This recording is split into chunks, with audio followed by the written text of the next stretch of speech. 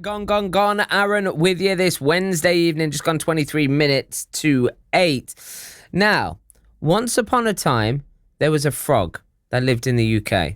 He was exactly like the frog you see in all the fairy tales. Perfectly formed, very green, a little bit like Kermit, though technically Kermit was a different type of frog.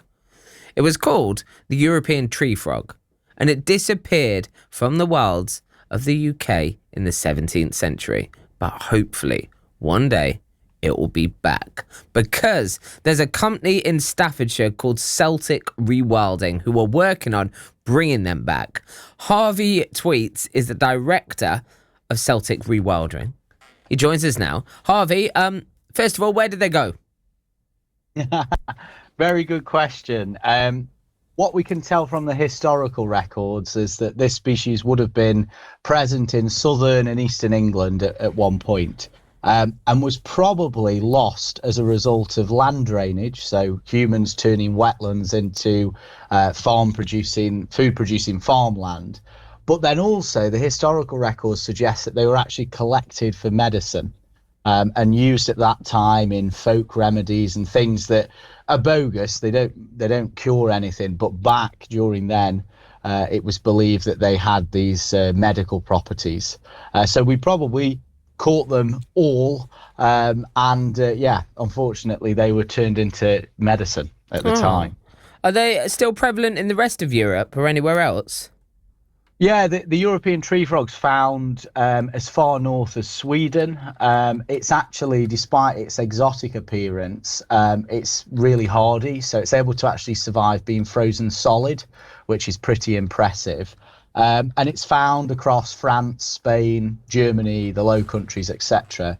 But especially in the northern parts of its range, so Sweden, the Netherlands, Belgium, it's actually very rare and has suffered a lot of declines from habitat modification. So, it's been brought back to many countries. So this summer I was very lucky to actually go to Wallonia, the southern part of Belgium, to see where it's been reintroduced. Really, really inspiring. So what do we need for them to thrive here in the UK? Well, we need landscape scale conservation, so habitat which is connected, lots of wet habitat. And the amazing thing with this species is it seems to do very well from the reintroduction of another species, and that other species is the beaver. The beaver is coming back across large parts of the UK. And the beaver creates these brilliant ponds and opens up wooded areas, exposing them to the sun. Although the tree frog is called a tree frog, it's not an animal of woodland, it's an animal of open scrubland. It likes the sun, it basks out in the open in vegetation. So beavers create these amazing magical habitats for them to thrive in. So this has been tried before, though. So what are you doing differently this time? Well, the introduction attempts in the UK that have taken place thus far have been illegitimate, some cases illegal, and were done with the wrong motivation. So they were done because they weren't recognised as being a resident species. They were seen as a species that was just nice to have. The difference is that habitat matters, but also where you source the animals from. They need to come from, as I say, those northern European populations. But in addition to that, the numbers, it's a real numbers game in order to make these reintroductions a success. We're in a stage now of complex feasibility studies, so we're working with a range of stakeholders and partners on this project in order to see whether it's, first of all, feasible. It may frankly not be feasible, but then to see actually exactly how we do it. That's as a result of funding from Rewilding Britain, an amazing, inspiring charity which are working to help bring back lost species and rewild landscapes. So kudos goes to them for actually having faith and funding us to actually explore this exciting possibility. What other creatures do you work with? Well, the tree frog is actually part of a group we call the lost frogs, and it's 3 species of frog which were all present in Britain within historical times. So in addition to the tree frog, you've got the agile frog, which is a woodland frog that's very good at leaping, hence the name Agile Frog, can jump about 2 meters. And then you've got the wonderful moor frog. The moor frog lives in peaty areas, so think about fens and bogs. And the amazing thing about that is its ability to transform. It goes bright blue in the breeding season. And in places in Europe where it still survives, the whole edges of lakes go completely aquamarine. It's like a load of aliens have crash landed into a lake. It's unbelievable. And we are looking at the reintroduction of these 3 species together. The tree frog, though, the most amazing thing about it is just how beautiful it is. And it's got such an appeal. And it reminds us in conservation that if we can engage people and we can get people excited about nature, surely that's just an amazing thing. That's it. How soon could we maybe see European tree frogs pottering around our ponds in the Midlands? Well, very, very good question. I mean, I hope that maybe 2027. We'll see, and we'll see what the feasibility throws our way. But yeah, 2027 would be absolutely ideal. The hurdles that we've got to overcome are we need to find suitable habitat, but we also need to raise money. So we've actually got a crowdfunder. If anyone would be so generous to donate, if you type in "Bring Back Britain's Lost Frogs," it'll come up on there. And if anyone is a real frog enthusiast and wants to and has a business or whatever that would be interested in funding us, get in touch, because funding is always the issue, you know, with these sorts of projects. How many different species of frog are there? Oh, very good. Well, in the UK, currently, we've only got 2 species which are considered native. But in the past, we would have had up to 5 species. In the world, though, it's a very, very good question. I think it's around about 3,000, but I could be completely wrong on that one. What's the main difference between a frog and a toad?